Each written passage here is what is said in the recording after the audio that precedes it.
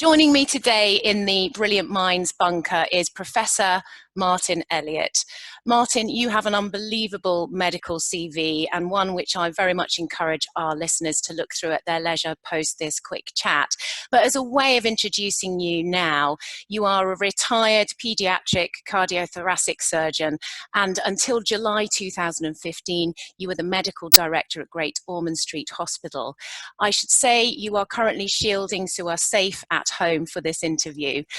And let me start by asking you, I know that you're in contact with many of your peer group who are at the front line right now.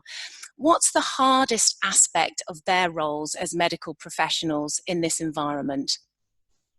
Well, I'm not there, of course, but I think that what I've heard is that there are two aspects to it. One is personal, and the other is, if you like, institutional. The personal one is that they are themselves at risk, and they're going into an environment where they may get the virus. They have varying levels of protection, and then they have to come home to their own families. So the stress of that on its own is horrific.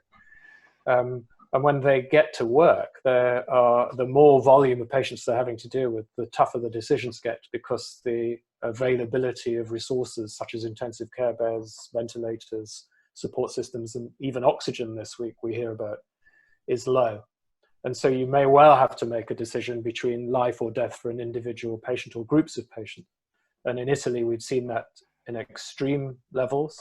It's coming to this country, and it's already happening in New York. I think that must be just a nightmare of a stress to combine those two things, your own family and the lives of those you care for, and indeed potentially your own colleagues who you may have to choose or choose not to treat. And how are we helping our medical staff mentally? I mean, there's obviously the practical day in, day out, do the job, but what are we doing to help people mentally post this experience? I don't think people, well, there are people, of course, who are thinking about that and putting a lot of time themselves into providing support that they can. But on the ground at the moment, it's all at pace. I don't think people are able to devote as much time as they perhaps would. And I suppose people's underlying personality will emerge. While you're helping people and you're running about and doing the right thing, that's what you joined for. So, I think that stress, but I imagine, like, my guess is, and talking to people in Italy and the US, it's going to be like PTSD for a lot of them when they get out and they've realized what they've gone through. So I suspect the delayed psychology might be quite challenging and quite difficult for some people, and that will always vary. I mean, who knows how strong you are under those circumstances. And we know that the military have had a big hand in setting up the Nightingale Hospital, and that you personally know the chief nurse there. But what specific skills do you require to run a temporary hospital of this size in a COVID-19 kind of environment?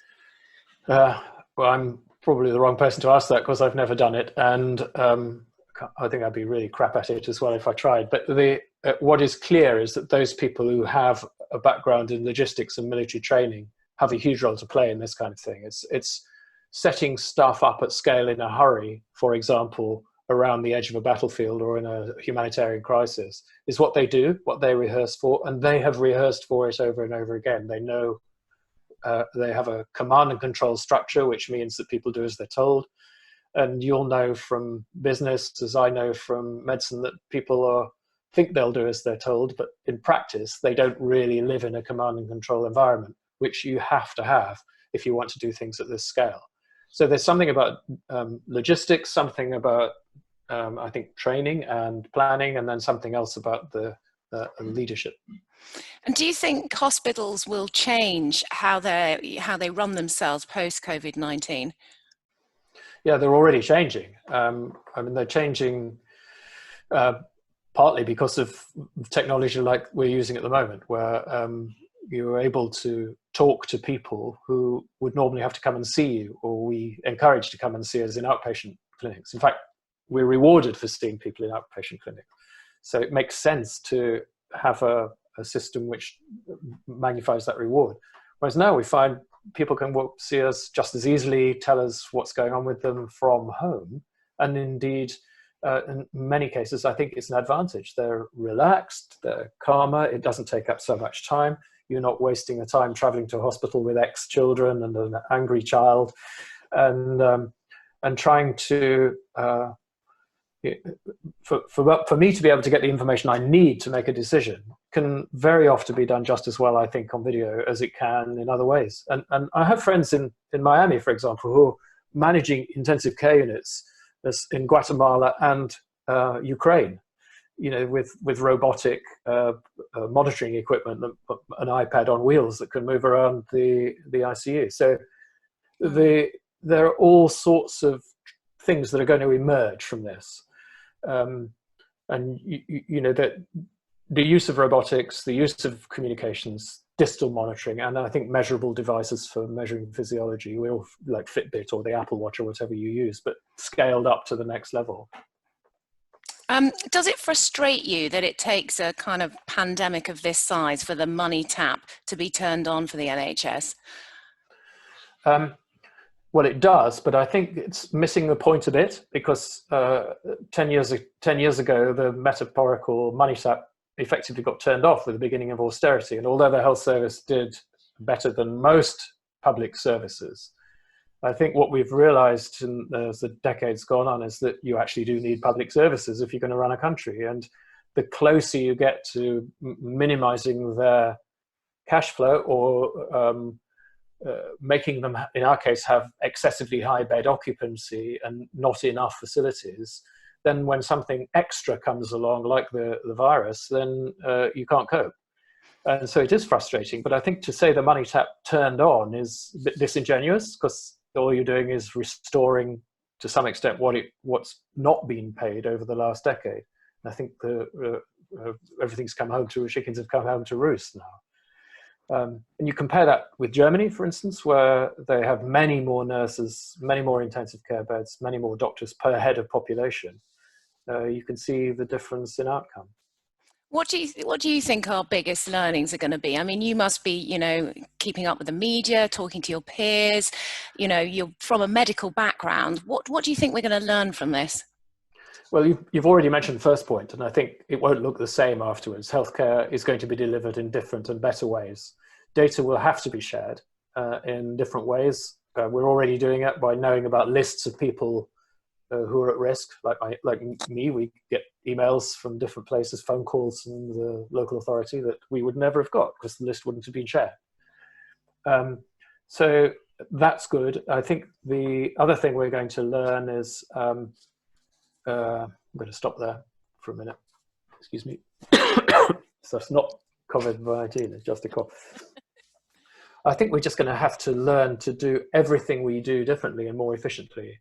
And that will mean, to some extent, trying to understand what we need to do to prepare for another event like this. I'm not sure exactly how we do that, but there will be other events, whether it be a flood, whether it be some secondary infection or whatever. But we're going to have to work out whether our current systems of essentially just-in-time delivery, without storing stuff in case there's an event, were adequate. And there'd be a big rethink of emergency planning, as there always is after any emergency. And it should get better. Comms are better, data will be better, potentially planning will be better. But I think medicine will look different, largely because of this technology leap and the sharing of data. So I suppose there's some silver lining somewhere in there. I mean, it's obviously doom and gloom, and it's a horrible situation that we're in. And we know there's enormous effort going on to get ventilators and ramp up testing and get masks and gowns to the front line where there just isn't enough. But I do remember you saying to me once that hospitals actually run on tea and toast and real butter. What do you mean by that? Well, the irregularity of the work, and the fact that when you come out of, say, an operation, and the first thing you want to do is have a cup of tea and a piece of toast and some butter, because you never know when you're going to eat again. And it's a sort of communal space where people stop, chat, discuss the problem, chill out for a little while, and go back in to face the enemy. And often in recent years, the toaster has been taken away for fire regulations. The bread isn't provided free, and so on. So you end up with kind of people being pissed off when they get out of the operating room instead of relaxing. Mm-hmm. And I think maybe the other thing that we've learned, which is not to do with our well-being, is the kind of people who are most affected by this. We need to take a look at who are the victims in all of this, because there are very, very significant groups of people who are going to be more effective than others. The poor, those people who are on temporary employment, those people who are actually physically out of work already or homeless. We really struggle to understand the impact of this on them, whereas people like me who are retired are in a sense much better off and protected. So society has to take a look at itself, and the redistribution of wealth, which so many people have talked about over the last year, including Thomas Piketty, are really now big issues which are going to have to face us, I think. So much to talk about, Martin, but sadly we're out of time. But thank you so much for joining me here in our respective bunkers. So on behalf of everyone who's been listening, thank you. I know that you're keen to get back to your allotment, obviously, when we're allowed to get out and about again. 12 weeks away. 12 weeks away at least. But for the moment, keep safe and well. And thank you so much for your time. I'm sure we'll be hearing more from you in the future. Many thanks, Martin.